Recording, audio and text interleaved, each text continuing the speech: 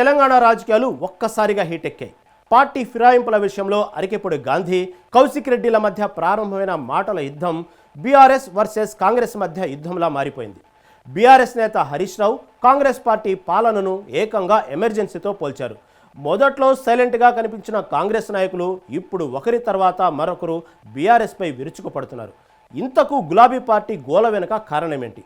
హైదరాబాద్ నగరంపై పట్టు నిలుపుకోవాలనుకుంటున్న బీఆర్ఎస్ ప్రయత్నం జడిసి కొట్టిందా?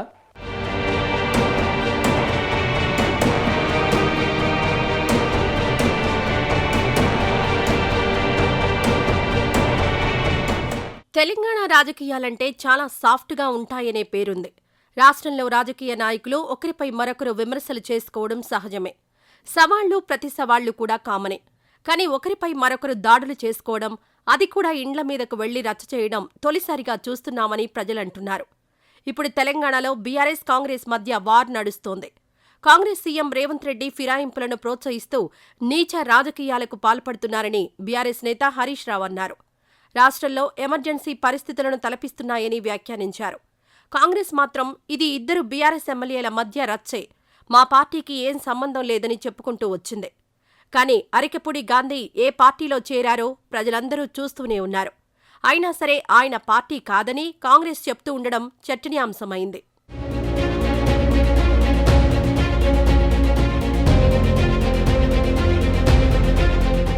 రాజకీయ నాయకులు పార్టీలు మారడం సహజమే.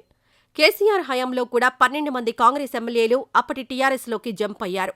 ఇప్పుడు కాంగ్రెస్ అధికారంలో ఉండడంతో బీఆర్ఎస్ నుంచి జంపింగ్లు జరిగాయి. పైగా పార్టీ మారిన ఎమ్మెల్యేల విషయంపై హైకోర్టు కూడా స్పష్టమైన సూచన చేసింది.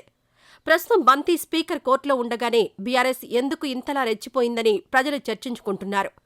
2 రోజులు సైలెంట్గా ఉన్న కాంగ్రెస్ కూడా గట్టిగానే కౌంటర్లిస్తూ ఉండడం కూడా అనేక అనుమానాలను రేకెత్తిస్తోంది. గతంలో కూడా బీజేపీకి చెందిన Bandi Sanjay, BRS working president KTR మధ్య కూడా తీవ్రమైన వాగ్వాదాలు చోటు చేసుకున్నాయి. యాదాద్రి నరసింహస్వామి సాక్షిగా తడి బట్టలతో ప్రమాణం చేసి బీఆర్ఎస్ నాయకులకు సవాల్ విసిరారు బండి సంజయ్. అప్పుడు కూడా ఇలా దాడులు ఏవీ జరగలేదు. కానీ ఇప్పుడే ఇలాంటి ఉద్రిక్త రాజకీయం జరగడానికి వెనుక కారణం ఏంటనే విశ్లేషణ జరుగుతోంది.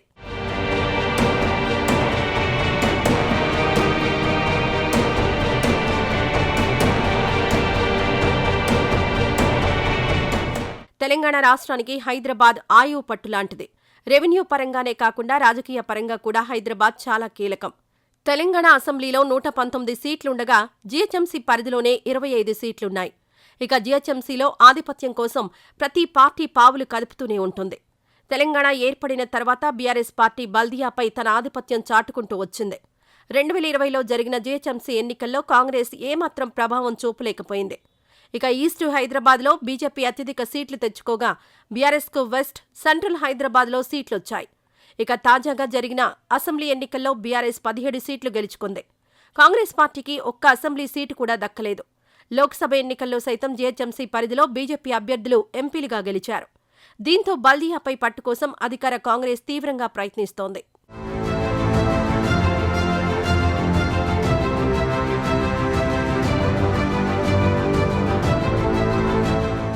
జీహెచ్ఎంసీ ఎన్నికల్లో ఆధిపత్యం సాధించాలంటే స్థానికంగా ఎమ్మెల్యేల సపోర్ట్ కూడా అవసరమే.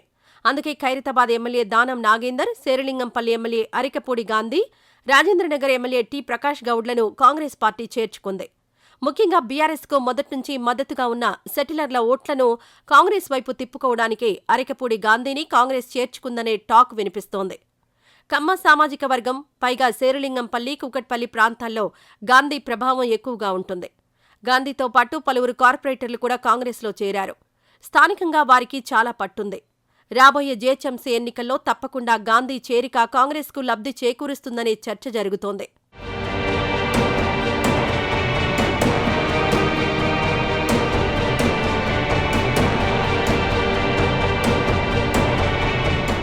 ఖైరతాబాద్ ఎమ్మెల్యే దానం నాగేందర్ కూడా జీహెచ్ఎంసీ ఎన్నికల్లో ప్రభావం చూపగలరు. ఖైరతాబాద్, జూబ్లీహిల్స్, నాంపల్లి నియోజకవర్గాల పరిధిలో దానంకు అనుచర గణం ఉంది.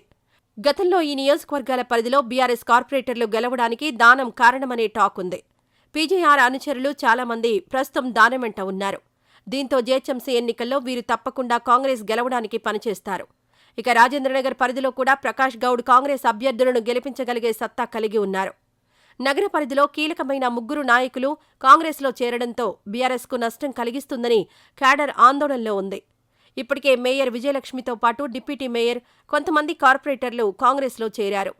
ఇదిలాగే కొనసాగితే నగరానికి చెందిన మరికొంతమంది కార్పొరేటర్లు, ఎమ్మెల్యేలు పార్టీని వదిలిపోతారనే ఆందోళన బీఆర్ఎస్లో నెలకొందట. అది తప్పకుండా జీహెచ్ఎంసీ ఎన్నికల్లో పార్టీపై ప్రభావం చూపిస్తుందని బీఆర్ఎస్ ఆందోళనలో ఉందట. ఈ చేరికలకు చెక్ పెట్టాలంటే ఏదో ఒక రాజకీయం చేయాల్సిందే అని స్థానిక క్యాడర్ కూడా అధిష్టానానికి చెప్పినట్లు తెలుస్తోంది.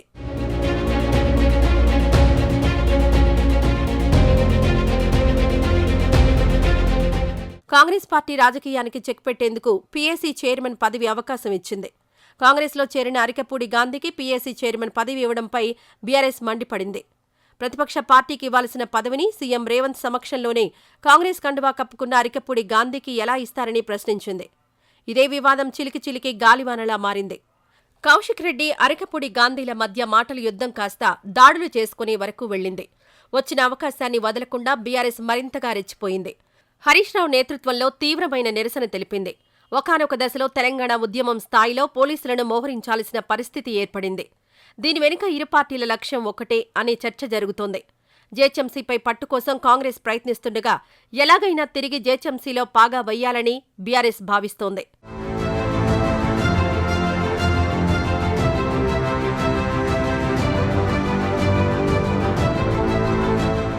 బల్దియా ఎన్నికలకు మరో 15 నెలల గడువుంది.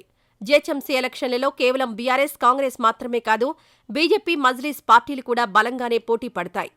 పాత బస్తీలో మజ్లీస్ ప్రభావం ఎక్కువ. ఇక ఈస్ట్ హైదరాబాద్లో బీజేపీ బలం పెరిగింది.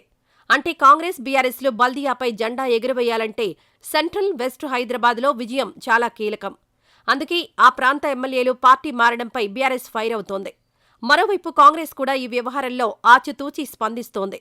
గతంలో కేసీఆర్ మాత్రం ఎమ్మెల్యేలను చేర్చుకోలేదా? స్పీకర్ వద్ద ఉన్న పెండింగ్ అంశంపై పదే బీఆర్ఎస్ ఎందుకు రెచ్చగొట్టే ధోరణిలో వ్యవహరిస్తోందని అంటోంది కాంగ్రెస్. మొత్తానికి ఇంకా జీహెచ్ఎంసీ ఎన్నికలు రాకముందే 2 పార్టీలు మాత్రం ఆధిపత్యం కోసం పోరాడుతున్నాయనే విషయం స్పష్టమవుతోంది.